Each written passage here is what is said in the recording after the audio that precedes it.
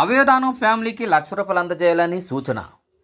అవయవదానం చేసిన జీవస్మృతుల కుటుంబాలకు ₹1,00,000 అందజేయాలని సీఎంకు మంత్రి సత్యకుమార్ ప్రతిపాదనలు పంపారు.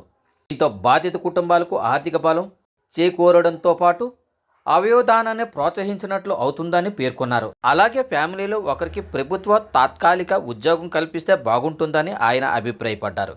గతేడాది 93 మంది జీవస్మృతుల నుంచి అవయవాలు తీసుకొని 301 మందికి అమర్చినట్లు మంత్రి చెప్పారు. అలాగే ఫ్యామిలీలో ఒకరికి ప్రభుత్వ తాత్కాలిక ఉద్యోగం కల్పిస్తే బాగుంటుందని ఆయన అభిప్రాయపడ్డారు. గత ఏడాది 93 మంది జీవస్మృతుల నుంచి అవయవాలు తీసుకొని 301 మందికి అమర్చినట్లు మంత్రి చెప్పారు.